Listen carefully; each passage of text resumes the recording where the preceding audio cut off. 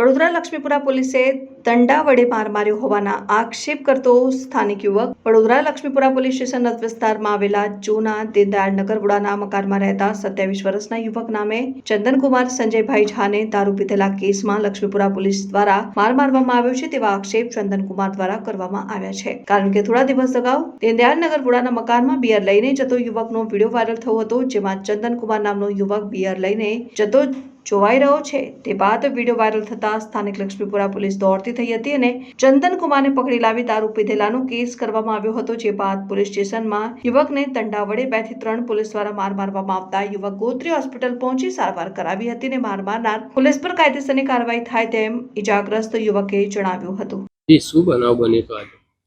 કાલે તારીખ 14 તારીખે સવારે મને ઘરમાં ઊંઘતો હતો, મારી જોબની રજા હતી અને સવારે આ લોકો 12:30 વાગે લગી મારા ઘરે બાયનું ખોખડાયું મેં બાયનું ખોલ્યું ને બધા પોલીસવાળા લક્ષ્મીપુરા પોલીસ સ્ટેશનના બધા ઘરમાં ઘૂસી ગયા। એટલે અમે ઘર તપાસ કરી, ઘરમાં કશું મળ્યું નથી અને પછી બહાર આવીને મને કહે છે કે ચાલ તું કે કોઈ વિડીયોમાં છે, તારે જો વાતચીત કરવી છે અને કે એવું હોય તો કેસ આપી દે તો મેં હટાવી દઉં। તો મારા પર ખોટો પીધેલાનો કેસ કર્યો। કાલે રાત્રે મને અહીં પર લઈને આવ્યા, તમે જોવું હોય તો અહીં તપાસ નાખો, તમે ચેક કરો, રિપોર્ટમાં દેખાશે કે હું પીધેલો હતો કે નહોતો। કાલે મને 24 કલાક રાખ્યો છે, આજ બપોરે 2 વાગે છોડ્યો છે અને કાલે 2:30 વાગે સાહેબશ્રી આપણે એસપી સાહેબ આવ્યા અને મને ઉપર રૂમ પર બોલાયા અને ડિસ્ટાફવાળા બધા ઉપર પહેલી વાર અઢી 3 વચ્ચે મને ઉપર માર્યો 6-7 પોલીસવાળાએ, પ્લસ પછી નીચે ઉતાર્યો, નીચે ઉતરીને 2-2.5 કલાકનો ગેપ આપ્યો।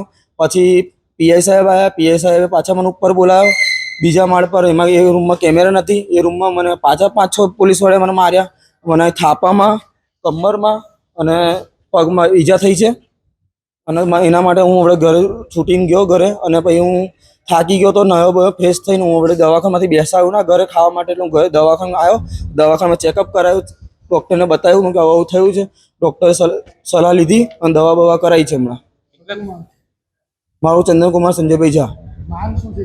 માંગ એટલી જ છે સાહેબ કે મને કશું થઈ જાય કે તમે મને ઊંધા કેસમાં મૂકો છો, તમે કહેતા હો તો પગાર સ્લીપ બતાવો, મારા પાસે 6 મહિનાની પગાર સ્લીપ છે, હું જોબ કરું છું,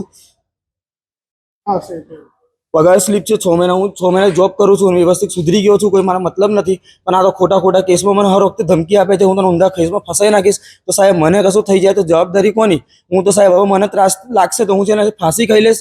હું ભગવાનને સાક્ષી માનીને કહું છું તો છેલ્લે હું છે ને કીટાણુ કે કશું પણ દવા પીને હું આત્મહત્યા કરી લઈશ। હા, મને 3-4 પોલીસવાળા નામ છે, હવે તો નવો સ્ટાફ છે, નવા સ્ટાફ નથી ઓળખતો, મને 2-3 પોલીસવાળા નામ યાદ છે।